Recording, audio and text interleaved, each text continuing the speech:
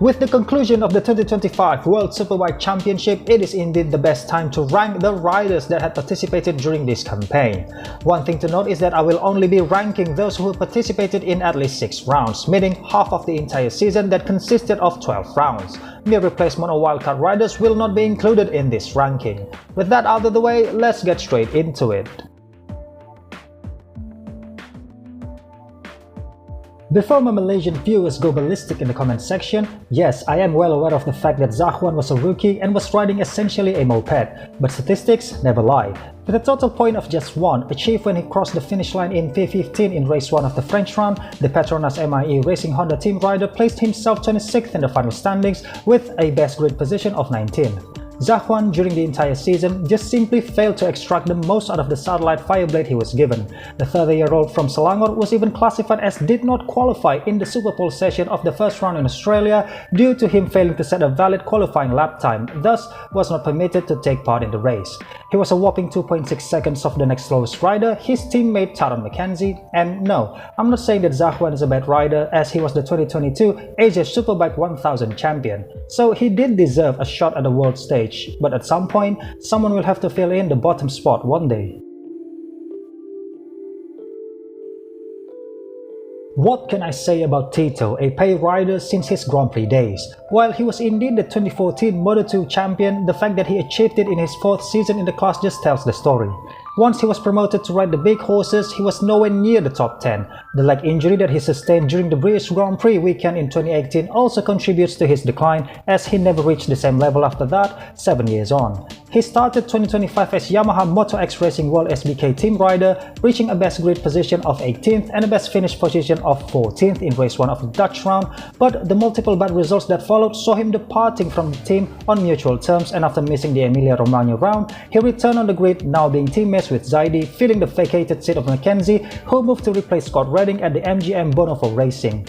Now on board the Fireblade, he improved a bit, placing himself on the grid as high as 16th and a best finish of 13th in race 1 of the Estoril round.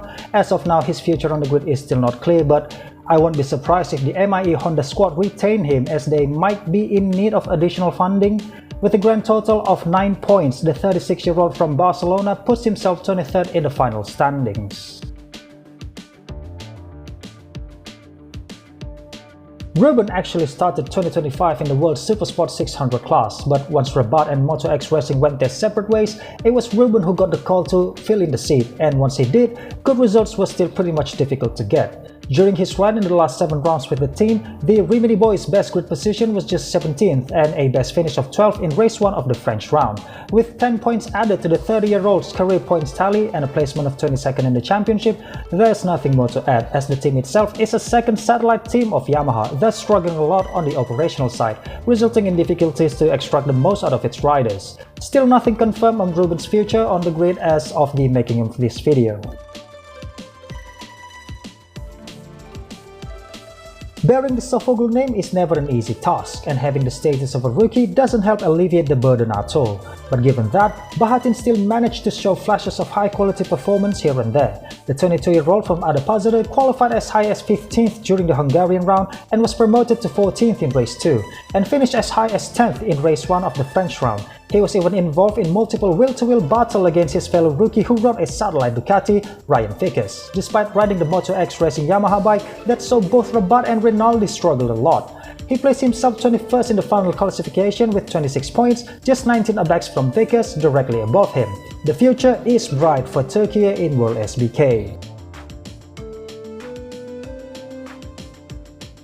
Son of Niall, Taron still struggled entering his second full season in the championship. He enjoyed the best grid position of 9th for race 2 of the Dutch round, having finished exactly there in the Super Pole race. But after that, no more points coming, and after the Emilia-Romagna round, both him and the MIE Honda squad departed on mutual agreement. Having had to miss his home race of the UK round, he returned on the grid, filling the vacated seat at MGM Bonnefoy Racing. Now riding with Ducati, the hypes were high for the 30-year-old former BSB champion. But by the end of the championship, the hypes were not really justified, as he only collected a total of 4 top 10 finishes in the 15 races he participated on board the Ducati V4R, with the highest starting as well as finishing position of 7th in race 2 and the Super Pole race respectively during the final round in Spain. Sterling's Taran ended his second season 19th in the championship, tied on 45 points with fellow Brit Vickers. His future on the grid is still not confirmed. It gets a bit tricky in ranking Ryan and Mackenzie, as both were essentially producing similar results, be it on the grid or the finishing positions. But in the end, with the best finish of 7th in the Superpole race of the Hungarian round, which automatically resulted in a best grid position of 7th in that round's race too, the 26-year-old Englishman had the edge over Mackenzie. One thing to note was that he rode for Motorsport Racing, a team that I believe is so capable of clinching podiums here and there, as proven by Axel Bassani during his 3-year stints with the team. Bassani was also able to get on the podium in his rookie season with the team, so the fact that Ryan was also a rookie didn't give him any excuse on not performing to his absolute best.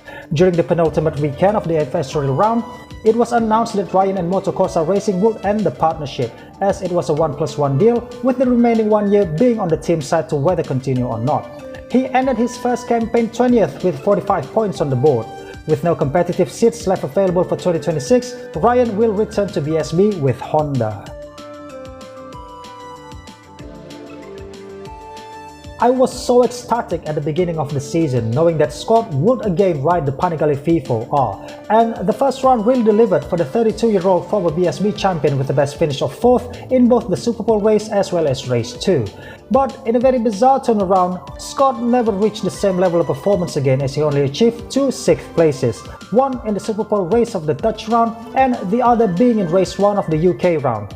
His results were so bad to the point that he chose to return to BSB full-time, which was already reaching its 4th round, and he parted ways with the MGM Bonnefoy Racing team after round 7, which was indeed the UK round. Even by missing out on the rest 5 rounds, Scott ended what seemed to be his final full season in WorldSBK 17th with 76 points. Garrett almost lost his place on the WorldSBK grid this year when the Bonnefoy squad decided to just deploy one bike as well as changing manufacturer from BMW to Ducati. In a fortunate turn of event, Kawasaki's factory WorldSBK team decided to rebrand as Bimota by Kawasaki Racing Team, and its satellite team, the Puchetti Racing, would be badged as the official Kawasaki WorldSBK team, deploying just one bike on the grid. And with that, they signed Garrett. With the now limping Kawasaki ZX-10R so far from its powerhouse predecessor, Garrett's first season on board the Green Gang was a lot of struggle, but despite that, Garrett still managed a best finish of 6th in race 2 of the UK round, as well as a best grid of 8th twice. The 30-year-old Texan is indeed retained for 2026, as he ended 2025 with 88 points and a 15th place in the standings. Another classic Domi season, filled with injuries and inconsistencies, but at the very least, the former double World Supersport 600 champion mostly had the edge over teammate Remy Gardner, as before his absence in the last 2 rounds, he was still ahead of Gardner in the championship by 7 points, even though it was Gardner who gave the GYTR GRT Yamaha WorldSBK team their only podium of the season. With a mediocre best grid position of 8th and another mediocre best finish of only 7th in both race 1 of the Dutch and the UK round, the 35-year-old Swiss ended what might be his final season 14th in the standings with 100 points. Stepping up as the bronze medalist of the 2024 World Supersport 600 Championship, Jari continued his career trajectory with Barney Spark Racing Team, riding a Ducati, and ended the season 18th with a total of 74 points and the Rookie of the Year title at hand. But throughout the 25-year-old's rookie campaign, he is more well known as a very crash-prone rider with so many glimpses of brilliance. The young Italian's best grid position was 6th for race 1 of the French round, which he retired from after taking several riders out on lap 1, and a best finish of 7th in race 1 of the Hungarian round. I surely expect a lot more from Jari coming to his sophomore year, especially that he'll be sharing the Barney garage alongside double world champion Alvaro Bautista. Having missed out on the first 3 rounds, I knew since the beginning of the season that this would be Johnny's last season, and when the announcement finally came through, I was hoping that the 38-year-old Northern Irishman could at least finish the season on a high with at least 1 podium. But it was just a shame that he didn't even start the last race of 2025 due to injury he sustained in the Superpole race of the Spanish round after being wiped out by Gardner at turn 4 on lap 1. Despite his 2-year struggle to gel in with the YZF R1, the 6-times world champion still managed a best grid position of 4th for race 1 of the UK round and a best finish of 5th twice in that race 1 of the UK round as well as race 2 of the Aragon round. He ended the season 16th with 83 points. Congratulations nonetheless for such an amazing career, Johnny. This man just could not catch a break. Not even a single season he went through without any types of injuries and absence and everything in between. The fact that the 25-year-old Valencian was riding the factory Fireblade since his debut season didn't help his progress at all. As he departed with the Honda HRC by the end of 2025, he ended their 4th and last season together 13th with 103 points, a best grid as well as finish position of 5th, and a whopping 11 out of 36 races missed. The good news is, Ike will ride for the factory Aroba.IT Racing Ducati, partnering Nicola Bulega for 2026. Another road-timer who will be dearly missed on the grid next year. Mikey is not retained by Rocket BMW Motorrad WorldSBK team as they chose an all-new lineup for 2026. With a total of 10 years and 11 seasons in WorldSBK, Mikey kissed WorldSBK goodbye with 111 points and placed himself 12th in the final classification. Despite his teammate winning the Riders' Championship, the 33-year-old former World Supersport 600 champion could not clinch a single podium, let alone a victory. His best grid as well as finish position was 4 5th places, 2 in the Super Bowl races and 2 in the featured length races. It is already confirmed that Mikey will stay with BMW Motorrad WorldSBK as their official full-time test rider for 2026. Axel's transition from the V4 engine configuration to the inline 4 is still a rough one. 2 seasons in a row that he failed to mix it up with the front runners, still unable to unleash the full potential of the Bimota KB998 Rimini. The 26-year-old's highlight of the season was of course his front row start in his home race during the Emilia-Romagna round at Misano, as he qualified 3rd and was promoted to 2nd after pole sitter Bulega got 3 grid race penalty for race 1 for impeding in one of the practices. He failed miserably to convert this into at least a top 5 finish, as he crashed in both race 1 and the Super Bowl race, with the latter resulted in the season's title battle momentum swung in favor of Toprak Razgatlıoğlu due to Axel brought with him the then championship leader Bulega in the crash. His best finishing position was a 5th place in race 2 of the Dutch round, and he closed the season 10th in the standings with 140 points. The expectation isn't quite high for Axel coming to 2026. 2025 was indeed Remy's worst season to date in the championship. Instead of going up or even at least stayed in the same position as his debut season, he declined every year. The 27-year-old son of Aussie legend Wayne Gardner placed 9th in 2023, 10th last year and 11th for this year with 126 points and a best finish of 3rd in race 2 of the Dutch round. His best grid position was 5th for race 1 of the Spanish round, and that's it. The fact that he finished ahead of teammate Egerter was actually a bit misleading, as Egerter had to miss the last 2 rounds, a total of 6 races, and before that, Remy was trailing him by 7 points.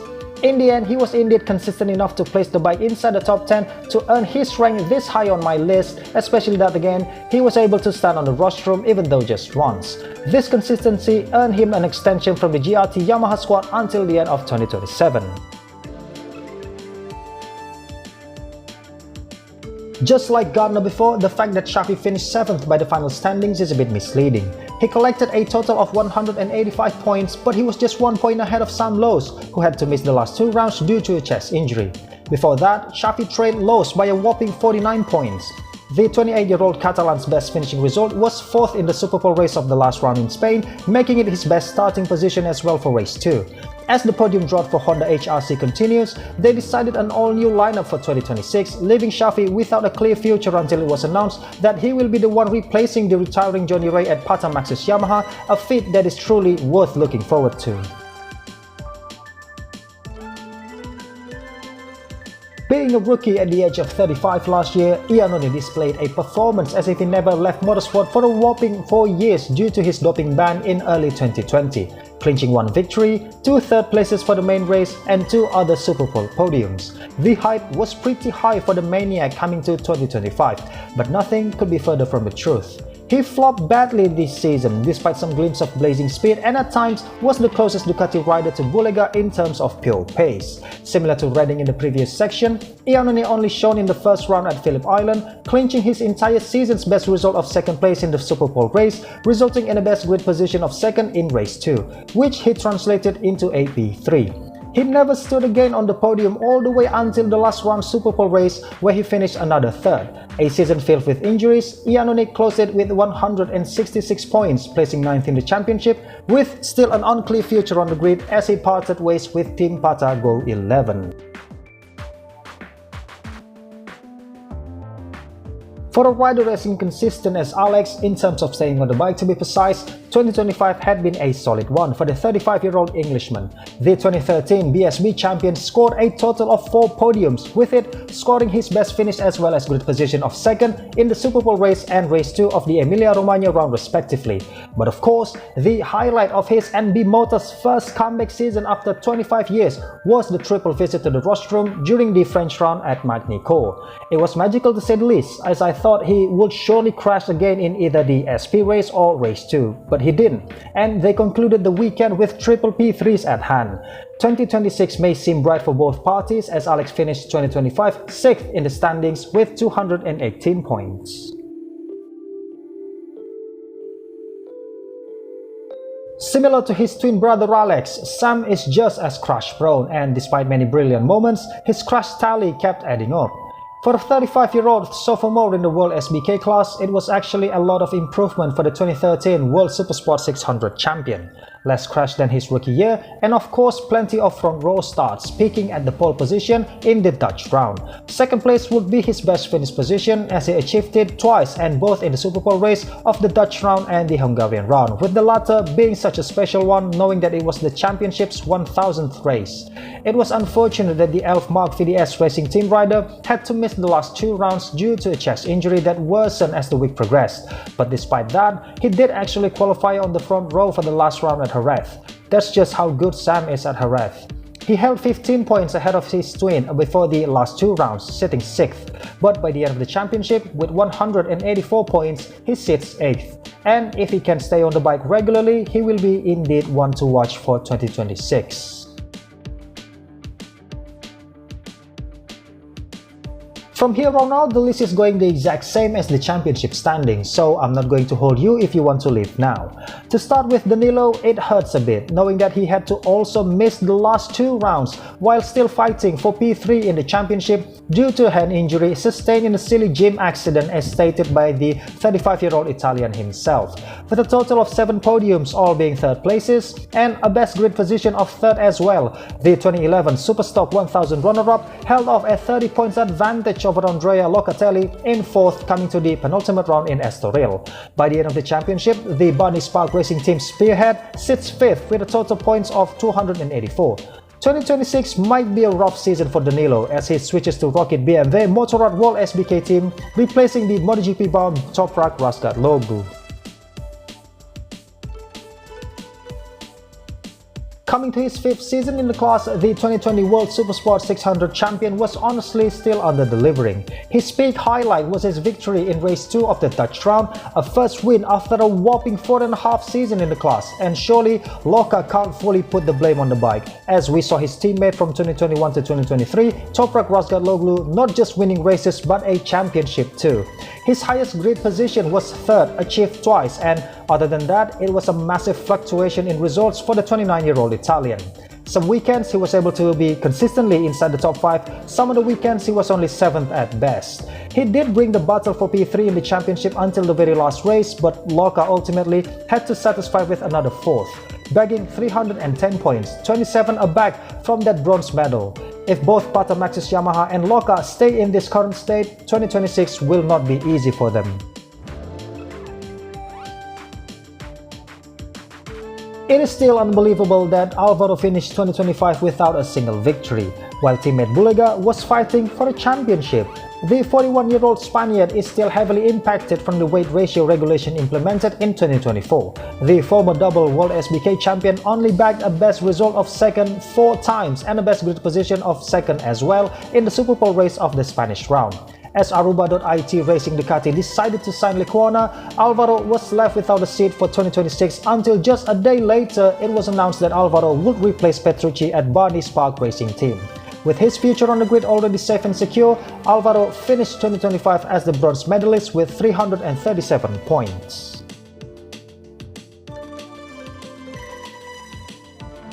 Despite all the controversies regarding what happened during the first lap of the Superpole race of the last round, I still can't deny the fact that Nico had been the best Ducati rider all year. There is no such thing as a Ducati Cup, since if it were to be that way, then the whole top 8 would be filled with Ducati riders, but that wasn't the case at all. Nico made the difference on board the Panigale V4R. A total of 14 wins out of possible 36 wasn't a mere bike advantage. Added with 4 pole positions, Nico was an absolute beast at times, just wasn't consistent enough. Sitting second in the final standings with 603 points, Nico will surely be the favorite for the 2026 World SBK crown.